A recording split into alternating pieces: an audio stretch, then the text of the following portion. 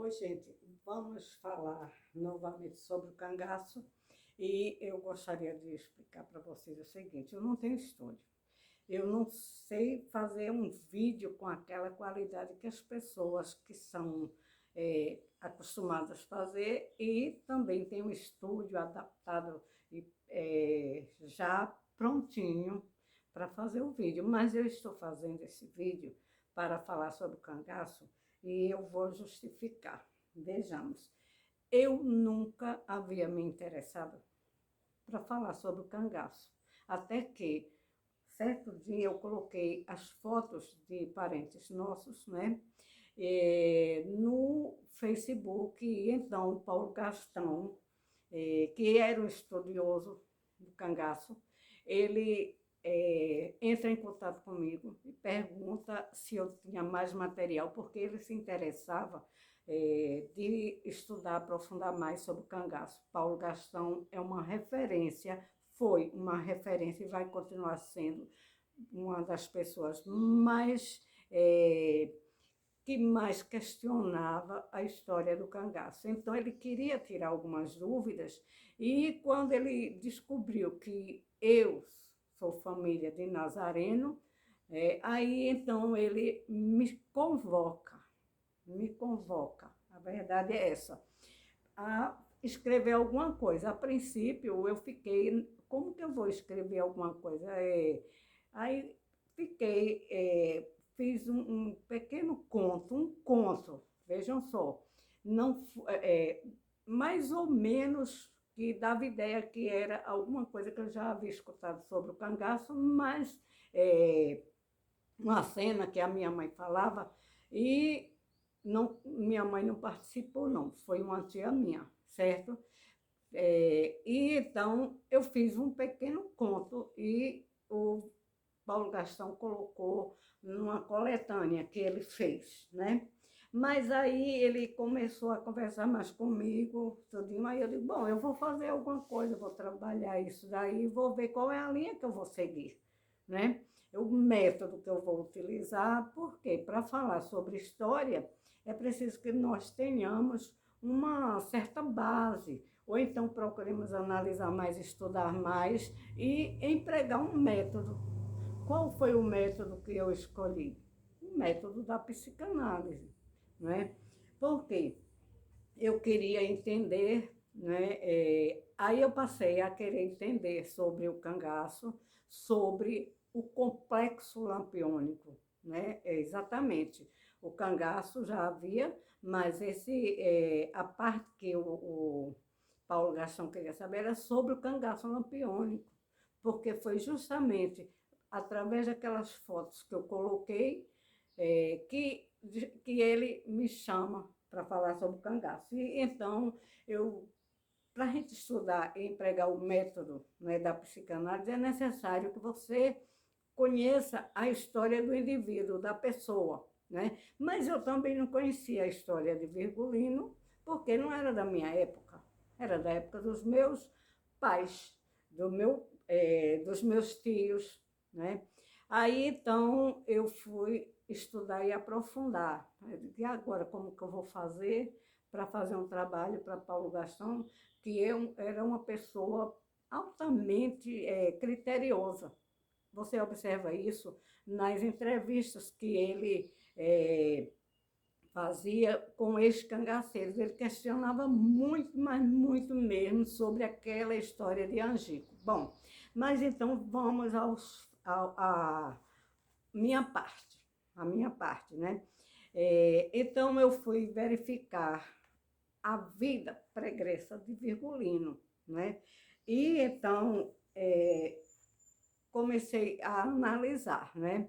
O Virgulino é o terceiro filho da família, o terceiro filho, né, da família, né? Então, eu comecei a verificar o seguinte: o Virgulino, ele não nasceu na casa dos pais biológicos. Ele nasceu na casa da avó, vejamos aqui, né? O nome da avó era Maria Jacosa Vieira da Soledade. A dona Jacosa estava viúva há pouco tempo, há poucos meses, né? E a mãe do Virgulino, quando foi ganhar o filho, né, dar à luz ao filho, o Virgulino Ferreira da Silva, ela vai dar à luz na casa da avó. A avó já era parteira, né? Aí ela vai e dá à luz na casa da mãe, né? Consequentemente, será a avó de Virgulino, a dona Jacosa, e o seu Manuel Pedro Lopes era o marido da dona Maria Jacosa Vieira da Soledade, ele havia falecido. Então, a Sulema da Purificação, né, deixa o filho, quando ela tem o filho, né, o Virgulino, ela deixa o filho com a mãe. Por quê? Porque para tirar o luto da mãe, a mãe estava triste, né? Já estou com problemas aqui da luminosidade, né? Mas tudo bem, não leve em consideração, tá? Então, aí o Virgulino fica na casa da avó, né? Para tirar o luto da avó, né? Vejam só, começando por isso daí, né? Aí, o que ocorre? O Virgulino jamais foi morar com a mãe, Sulema Maria da Purificação, e José Ferreira da Silva, que era o pai, os pais biológicos. Ele não foi morar com eles. Ele permaneceu na casa da avó. A avó era parteira e cuida da criança, né? Então, aí eu vou exatamente entrar na parte que eu falei que o meu método de estudo, eu utilizo a teoria freudiana, do complexo de Édipo, né? Então, para Freud, é o seguinte, ele deixou isso, teorizou isso, e é reconhecido no mundo inteiro, né? Que o filho se apaixona pela mãe, quer disputar o amor da mãe com o pai. A filha quer disputar o amor do pai e quer, vejamos, isso é simbólico, gente, e quer afastar a mãe do pai, né? Existe esse joguinho. Ou também pode ocorrer também que a filha se apaixone pela mãe e não se apaixone pelo pai. Ou se apaixone, o filho se apaixone pelo pai e não pela mãe. Aí já é outra coisa. Mas o que eu quero falar no complexo lampiônico é que o Virgulino, ele teria que disputar o amor da mãe, né? E Virgulino tinha duas mães, simbólico, gente, por favor. Tem pessoas que, quando eu falo isso, aí interpretam diferente. Não, eu quero mostrar uma coisa que é comprovadamente, cientificamente, o Freud foi reconhecido no mundo todo, né, com a sua teoria do complexo de Édipo, né? Então, o Virgulino se apaixonaria pela mãe. Qual das duas mães? A mãe biológica ou a avó, que era a mãe substituta, mas que o criou, né? E ele teria que, digamos assim, matar o pai. Qual dos dois pais? O pai, que era o José Ferreira, né, da Silva, que era o pai biológico, ou matar o pai, Manuel Pedro Lopes, que já era morto. Como que ele ia fazer? Qual a decisão dele? Olha, por favor, gente, o complexo de Édipo, ele é estudado em todas as faculdades. Freud é estudado e reconhecido no mundo todo, então eu estou adotando essa teoria, né? Certo? Então, o Virgulino fica na dúvida, qual dos dois pais vou matar? Qual dos dois pais? Um já era morto, ele não tinha como matar o Manuel Pedro Lopes, porque ele já era morto. E não podia, digamos assim, como ele se apaixona pela avó, né, que é a mãe adotiva, apesar de ser a avó, mãe adotiva, né? Certo? Aí, então, ele se apaixona pela avó e permanece na casa da avó até os 8 anos de idade. Então, Virgulino, dormia com a avózinha dele. Gente, eu, com todo respeito, por favor, todo respeito. Ele dormia com a avó dele numa cama que chama-se, eu creio que era Gerdau, a marca, aquelas caminhas de mola, que tem uma, né, tem uma cama que não é a mesma cama que foi da dona Jacosa, não. É uma cama que tem lá no museu, lá na casa onde o Virgulino nasceu. Tem uma caminha lá. Então ele dormia com a avó até os 18 anos de idade. Gente, imagine isso, né? Na primeira fase, no complexo de Édipo, o Virgulino se apaixona pela mãe, que era a dona Jacosa Vieira da Soledade, a avó, para disputar o amor do avô que já era morto, do pai que era morto, pai, né, simbólico. Ele fica naquela dúvida, né? Qual dos pais eu vou matar? Mais um já era morto, né? Então, é aí que o Virgulino se apaixona pela avó, né? E futuramente, isso repercute na vida dele, sim, repercute. Por quê? Vejam que ele fez a música Mulher Rendeira. Para quem? Para a avó, né? Olê, mulher rendeira, olê, mulher rendada. Tu me ensina a fazer renda, que eu te ensino a namorar. Então, ele não fez isso para outra mulher, para uma namorada. Ele fez isso para a avó, que era, além de ela fazer a renda, né? Olha, tu me ensina a fazer renda, que eu te ensino a namorar. E também ela era parteira, né? Então, aí vai surgir um outro problema que é muito mais complexo, né?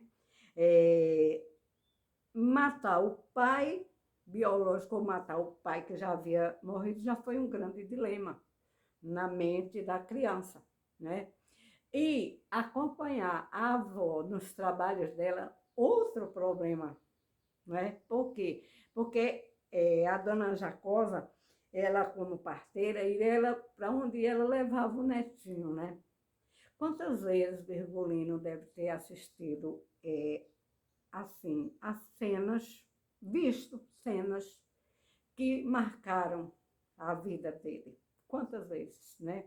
Mulheres parindo, né? Mulheres gemendo, chorando, mulheres que saíam mortas daqueles quartos, que antigamente nem porta não tinha naquelas casas, era uma cortina, e olhe, né? Virgulino era muito ativo, né?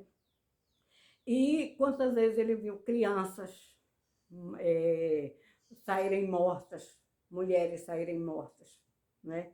Ou então uma festa, ou então uma mulher, a parturiente ali, naquele quartinho ali, e o Virgulino lá brincando, mas Virgulino era atento, né? E ele não sabia o que estava acontecendo naturalmente, né? Mas isso tudo vai para a memória de Virgulino, né? Daí, gente, para Virgulino não fazer diferença entre o que é uma pessoa está morta ou, pelo outro lado, digamos assim também, aquela fase, conforme eu falei, de querer matar o pai, né? O pai simbólico, para ele, isso daí torna-se um dilema muito grande, um problema muito grande, né? E ele nunca vai conseguir, né, resolver esse problema, porque depois que ele cresce, ele vai jogar exatamente com isso. Eu estava vingando a morte, quando eu matava, eu estava vingando a morte de quem matou o meu pai, mas quem matou o pai biológico do Virgulino, ele jamais matou. E ele matava todo mundo com aquela desculpa, eu vou matar. Mas era o pai simbólico que estava na mente do Virgulino, certo? E não o pai, aquela pessoa que matou o pai biológico dele. Dá para entender?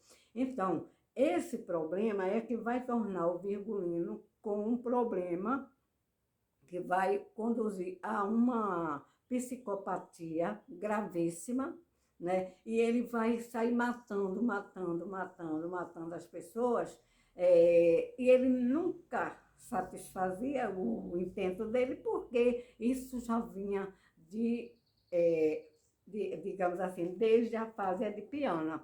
Então, quando eu fiz este livro daqui, né? Inclusive tem o prefácio de Manuel Severo Barbosa, né? E de Paulo Gastão, tá aqui, ó. Eu fiz porque Paulo Gastão me pediu, tá?